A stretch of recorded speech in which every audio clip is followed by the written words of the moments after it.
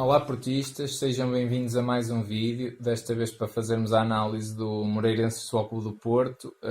Infelizmente mais uma perca de pontos para o Futebol Clube do Porto, o jogo terminou empatado 1-1, gol de Herrera.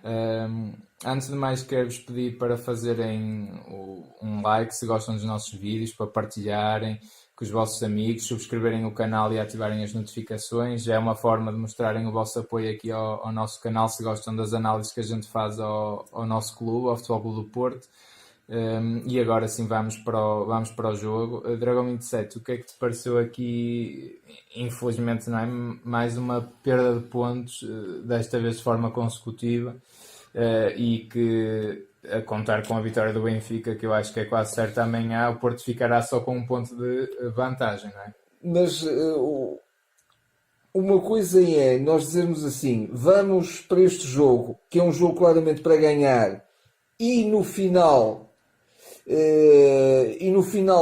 perdíamos, portanto, e o jogo não tinha as incidências que tinha, e nós achávamos que o empate era miserável, mas depois de ter as incidências que teve, eu acho que o Futebol do Porto garantiu uma coisa, garantiu ficar na frente, que não é de menos importância.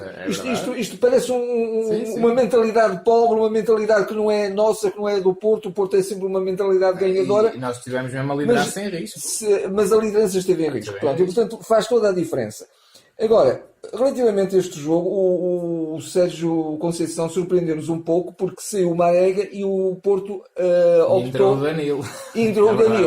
Entrou o Danilo. Portanto, o Porto jogou inclusivamente num 4-3-3, mas eu relativamente, sobretudo à primeira parte, e um 4-3-3 até muito clássico, digamos assim, porque era um Danilo, um jogador mais defensivo, um trinco, um médio mais defensivo, depois um 8 que é o Herrera e um 10 que era o Oliver, embora pronto, o Herrera até era o médio mais avançado. Por acaso não acho que tenha sido tão linear, mas eu já digo a minha sobretudo uma marca da primeira parte foi esta. É que eu ainda na última análise que nós fizemos referi que o Futebol do Porto falha muito os últimos passos.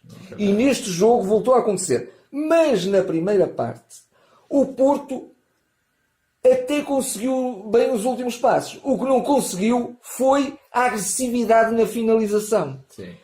Um Soares miserável, um Soares a passo, um Soares que dava 30 passos para conseguir um remate. E, portanto, rodeado de 2, 3, 4 adversários, acabava por perder a bola e, portanto, não perdiam-se as oportunidades. Claro. Porque o Porto teve imensas oportunidades. Eu diria que se nós tivéssemos um Falcão, um Lisandro, um goleador, o Porto acabava a primeira parte com 3-0 no mínimo. E sem fazer um jogo brilhante, mas um jogo de domínio. O Moreirense, como tem jogado esta época, eu nunca vi o Moreirense uma parte inteira remetido ao seu meio campo. O Moreirense teve um ataque perigoso, que foi aquela saída do Casilhas, que saiu muito bem. E houve também um remate logo no início do jogo. Mas o Moreirense, na segunda parte, foi um jogo partido. Foi um jogo completamente partido. Na primeira parte, o Moreirense, o Porto não deixava o Moreirense sair. Era um Porto a empurrar o Moreirense, a fazer uma pressão alta. Veja-se até um remate do Militão, que é um bocadinho... Sim, fora da área. O Brahim que esteve muito bem, depois perdeu também a energia, porque ele é um jogador que está esgotado, mas esteve muito bem no jogo entre linhas. Era um jogador que vinha buscar jogo entre linhas para lançar o ataque. E um jogador que vinha buscar jogo atrás, era o Danilo. Quase como mais um central. Era ele que vinha muitas vezes buscar o jogo e recomeçar o jogo. Esteve muito mal o Oliver. O Oliver esteve desastrado. O Oliver não foi jogador para este jogo. Foi um jogador que falhava os passes, que deixava que os adversários se aproximassem, que sempre que passava a bola, normalmente ia sempre ao adversário. Mas a tónica na primeira parte é esta. Finalização sem agressividade. O Futebol do Porto pode criar 200 oportunidades que não marcam um golo enquanto tiver tão pouca agressividade na finalização.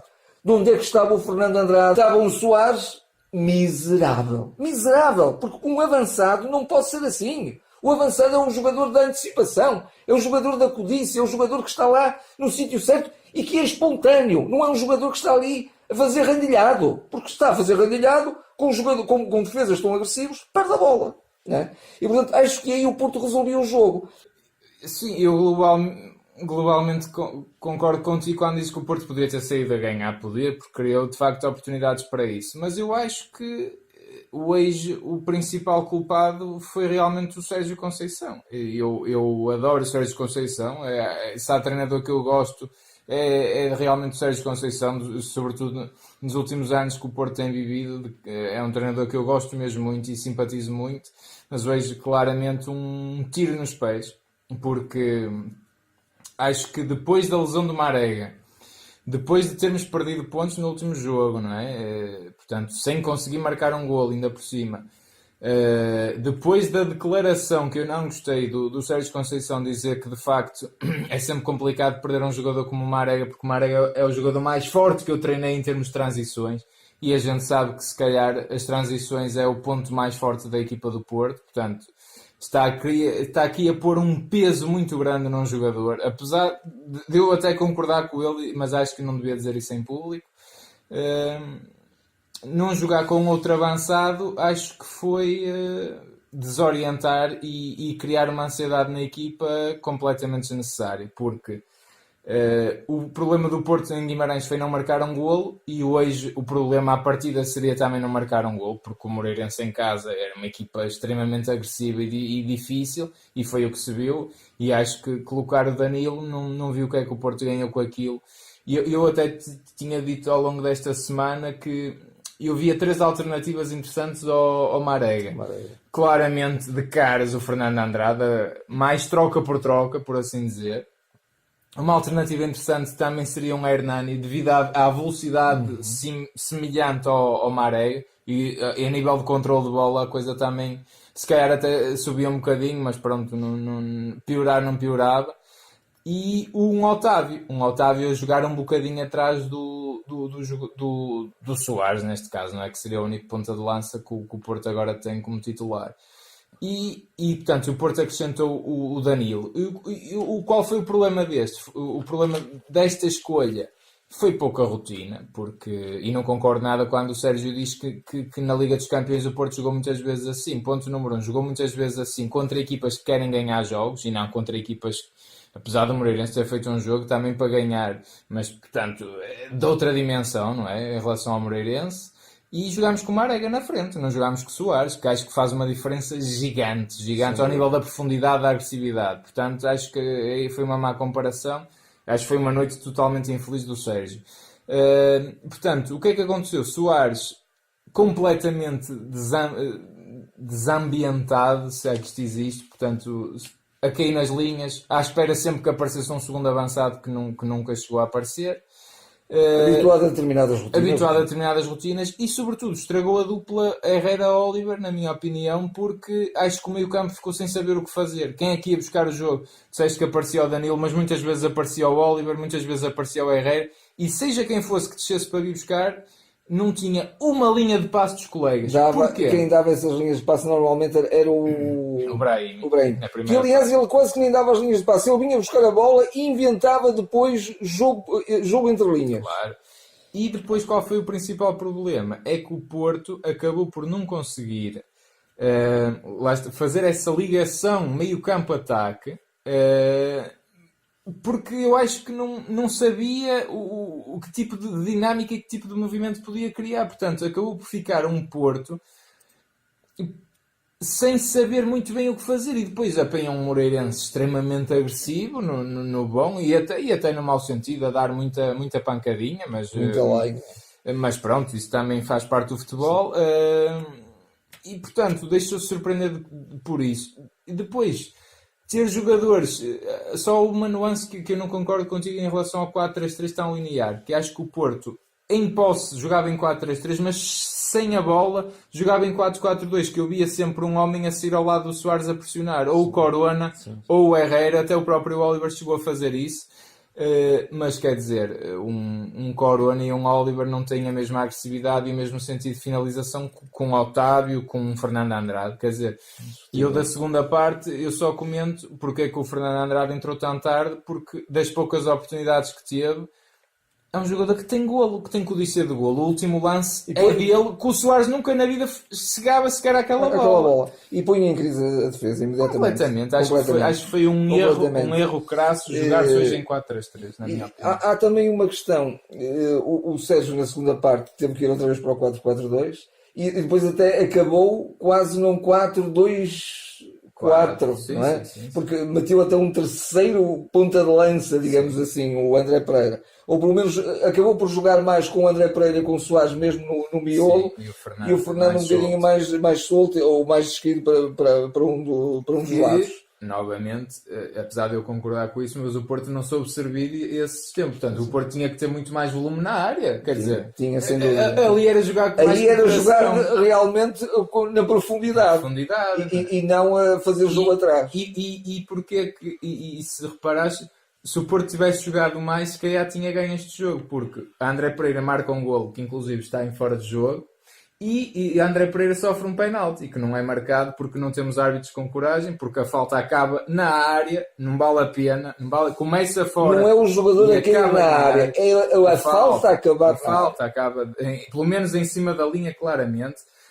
Mas portanto, o André Pereira deu isso à equipa, não é? Sem dúvida. Mas viu-se também uma coisa que também é uma questão que devemos salientar. O Futebol do Porto, neste momento, está a jogar apenas com um lateral. E o jogo do Porto, pela tal profundidade, pela tal largura, pelo tal jogo também no interior, que o Sérgio quer ver todas essas componentes, quer ter todas essas variáveis no jogo, e não as tem. O jogo em largura não tem. Porque o Futebol do Porto só ataca pelo lado esquerdo. Não consegue atacar pelo lado direito. Quando ataca pelo lado direito, o jogador que vai a conduzir esse ataque está em déficit porque não tem ninguém a acompanhá-lo. A prova disso é que o Sérgio tem que meter o Corona na lateral direito para ganharmos o lateral direito. Exatamente. E enquanto que o Militão esteve a lateral direito, ele não sabe ser o lateral direito. Ele refugia-se sempre mais numa posição interior. Também em termos ofensivos dá muito pouco. E defensivos também a gente até diz, ganham defesa, acaba por não ganhar. Porquê? Porque o jogador, que era um jogador muito agressivo, que estava também na ala esquerda do Moreirense, ganhava sempre, apanhava sempre o Militão 2 ou 3 metros no interior. E, portanto, ganhava profundidade, ganhava a linha, fazia perigo. Aquela saída do Casillas, uma grande defesa, é precisamente por descompensação. E depois, se ele, de repente, se for um jogador rápido, de repente mete a bola no meio, o Militão vem ao encontro dele, é batido. Claro. É batido, como é óbvio. E, portanto, a partir do momento em que passamos a ter um lateral direito, também jogamos mais. Mas, depois, curiosamente, o Futebol do Porto, até nisso não foi aquilo. Tu até disseste na altura, estávamos a jogar já um bocadinho com o coração, porque se calhar aí é que se faria todo sentido pôr bola na área, porque nós tínhamos só homens para golo na frente, não é? E o Porto ter um penalti não quer dizer nada, porque provavelmente o Porto falharia penalti, que o Porto não sabe marcar penaltis, mas o facto é que é o que eu digo, o Porto criar aquele volume, então depois de ter marcado o golo, é normal que a equipa adversária trema e haja confusões de lance. Portanto, o último lance que é o que já referimos do Fernando Andrade a chegar, quer dizer, era mais 2 lances daqueles, o Porto podia ter chegado à vitória. Foi muito pouco tempo. Se calhar, até na segunda parte, até seria uma vitória injusta, porque o Moreirense fez. Eu sei que o Moreirense está a jogar muito bem, mas eu não vejo a atitude portanto, dos nossos adversários em todos os jogos. Peço desculpa, podem ser os meus óculos azuis a ver isto, mas contra nós todos dão o litro, todos se matam todos esfalfam o campo. E nunca se viu um treinador também tão incentivador. Treinadores, tudo, portanto, vês tudo. É normal que sejam motivados contra os grandes. Isso não nos afeta, isso até nos motiva, até nos estimula. Agora, mas o que me preocupa hoje foi que eu vi um Porto um bocadinho esgotado mentalmente. Mentalmente vi um Porto ansioso, a falhar recepções, a falhar passos.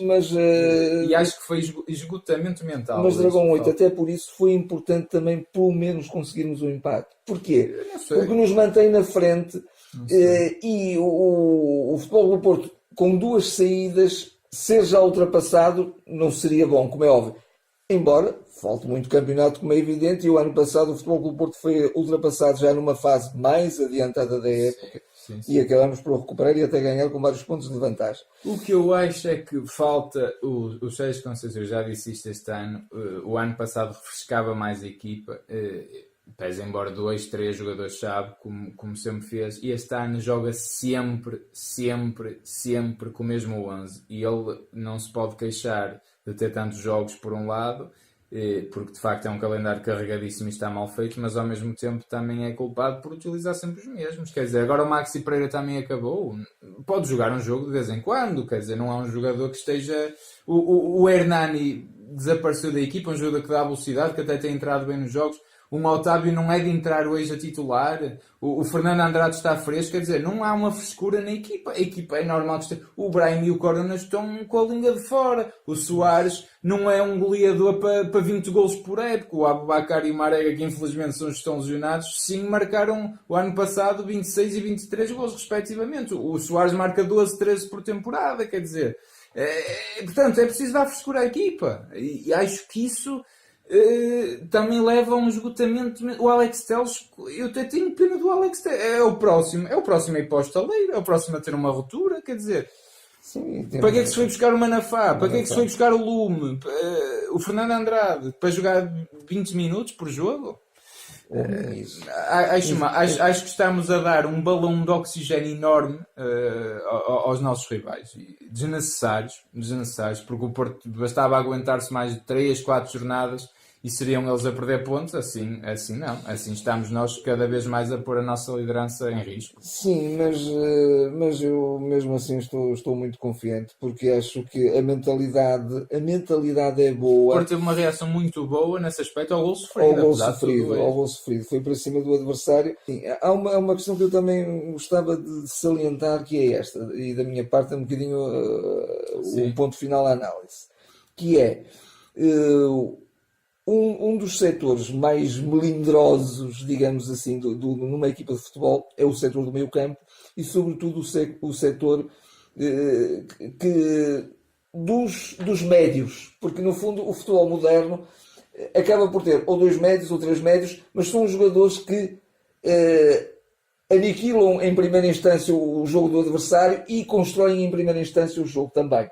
Portanto, são sobretudo os jogadores do miolo.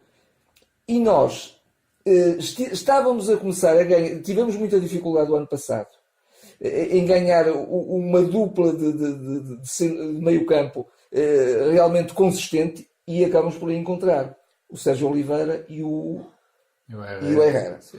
Este ano estávamos a começar a encontrar a dupla certa, que era o Herrera e o Oliver, com a tal dinâmica servida por outros jogadores na frente, não é? Claro. E agora isso de repente é desfeito. Entra outra vez. Nós parece que estamos aqui este ano numa cruzada, ou pelo menos eu tenho referido isto várias vezes, parece que estamos numa cruzada contra o Danilo. Mas na verdade o Danilo não está bem. Não está bem. O Danilo não entrou bem esta época. O Danilo até foi um bocadinho vítima. E aqui também o meu desacordo com as opções do Sérgio foi um bocadinho vítima de se quererem meter o Danilo a toda a força, a fazer os jogos todos, para ganhar uma rotina, supostamente para chegar a um momento em que ele estivesse tão bem, que fosse outra vez o Danilo avassalador. Mas o Danilo para conseguir isso, teria que fazer uma progressão paulatina, gradual. Não era de repente me fazer os jogos todos e espatifar-se uma dupla fabulosa. Chegou um momento em que o Sérgio acabou por reconhecer, ou se calhar também por ver alguns sinais de não cumprimento da missão por parte do Danilo, e acabou por ir para outra dupla. E aí meteu a dupla, o Herrera e Oliver, que até estava a funcionar realmente. Sim, com bastante dinâmica. Em Guimarães até fizeram. E agora entra outra vez o Danilo na equação, quando é um bocadinho aquilo que tu dizes. Perdemos um avançado, então o que é que vamos meter? Vamos meter um médio defensivo. Na prática foi isso. Foi um bocadinho isso. E portanto, o Porto tem que ganhar. Hoje não ganhamos nada em ter 3 médios. Se ainda tivemos controle total do meio campo, tivemos uma dinâmica fantástica, uma rotação, uma intensidade, 2 box-to-box e um jogador a limpar tudo. Não.